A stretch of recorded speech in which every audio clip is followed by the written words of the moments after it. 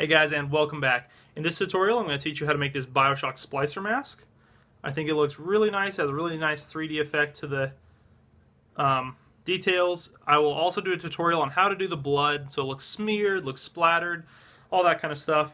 And this mask also has LED eyes, and I'm going to do a tutorial on that as well.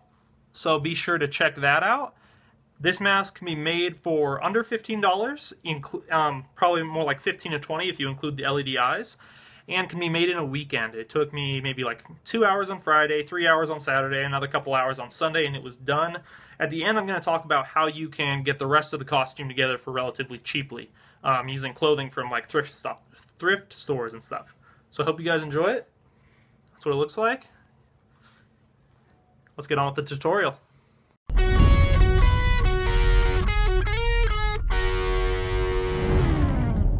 Alright, so first off, here's the materials you'll need. You'll need some of that thin craft foam in white.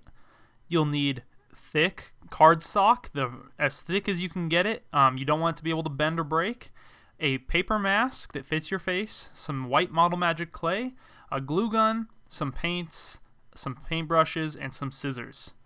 The first thing we're going to do is pencil on the general shape. For the rabbit mask, we don't have the entire face in there. We want to cut off the bottom half and have it end at the nose.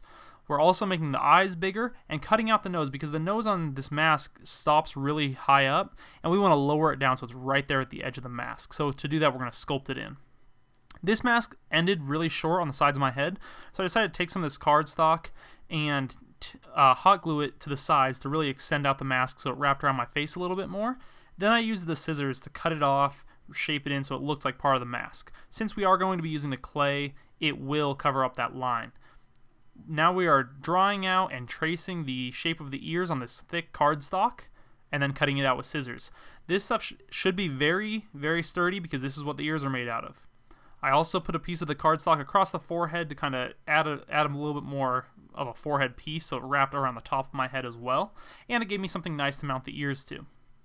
You're going to hot glue that in, hot glue the ears on, and there you go. You can kind of see how this is all laid out. You may not have to do these cardstock on the sides and the top, depending on the shape of your mask.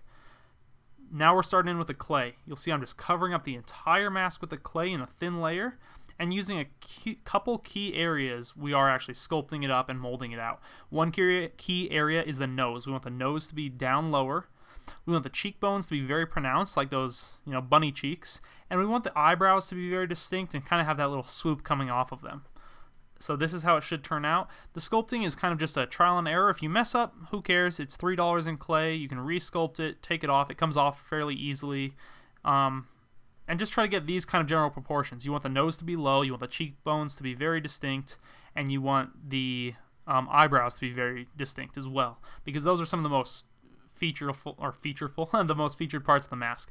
Now you're going to take Mod Podge. And Mod Podge is this stuff that's kind of like white glue, and you're going to paint it all over the mask. That'll cover up any of those cracks you may have left while you were sculpting. Now using that thin craft foam, we're going to trace these details on, like you see here, and we're going to cut them out with scissors. This is what's going to give it that really 3D nice look. And a tip for you guys, when you do one of the sides, like of these swirls, trace it then back on the foam board so they're very symmetrical. Then cut out the second one. Here you see I'm doing the forehead ornament, kind of. Just a circle and a diamond. And so then I'm just laying them out to see how they look in proportion to each other. Now we're going to trace around the ears and get the foam for the ears. This is what the Mod Podge looks like when it's done. It'll look a little bit shiny, but it is a nice surface to paint on, so that's fine. I also did the bottom part around the bottom of the mask and up onto the nose, and the under the eye cheekbones, right here. We painted it all gold, in the brightest gold, the shiniest gold I could get, and then I start just putting them on there, trying to position them, see how they look, make sure there's no parts that need cut off. I ended up having to shape that nose piece a little bit and repainting it. And just let them all dry for a minute. This acrylic paint dries very quickly. You're going to need white, gold, and a couple other colors for the blood splatter, which we'll talk about later. Right here we painted the entire mask in bright white flat acrylic paint. Doesn't take too long to do, and it's easy.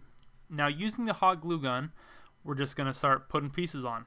For the ears, start at the very tip at that corner, glue that on, and then glue on section by section all the way down the ear so you make sure it's nice and flush with the ear and you're not rushed to try to glue it on. Don't try to do it all in one step.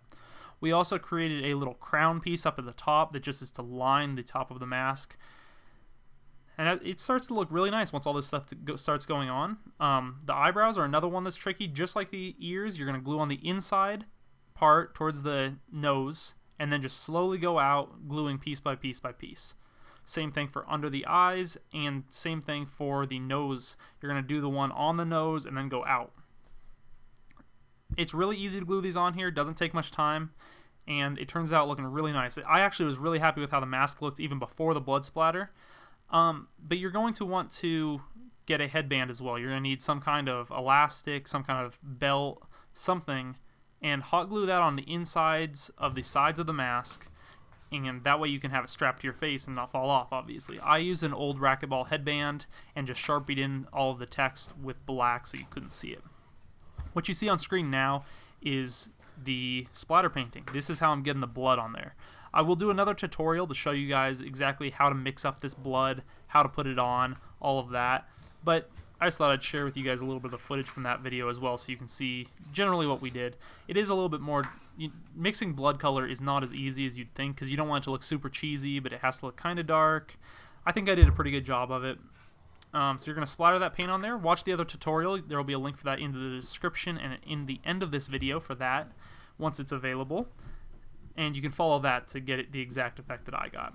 One thing that I want to note though before anything else is less is more when it comes to blood. You don't want to just cover the whole thing in blood. And also, rather than just splattering it, try splattering and then doing some smears. Because, you know, if you got blood on your face or your mask, you're not just going to leave it be. You're going to maybe smear it a little. Also, there will be a tutorial for how to do LED eyes.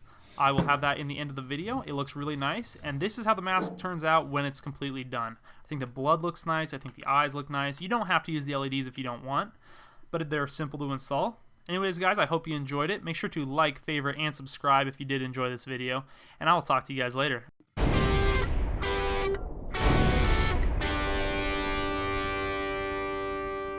Make sure to leave any questions you have for me down in the comments section down below, and I'll be sure to get back to you. On screen, on the left is the tutorial for the blood splatter, and on the right is the tutorial for the LED eyes. They might not be up if you're watching this video right when I post it, but they'll be up very soon. You can follow them. Do this super easy mask. The LED eyes are cheap, and the blood splatter turns out really nice and works for any mask. Hope you guys enjoyed it again. Have a great day.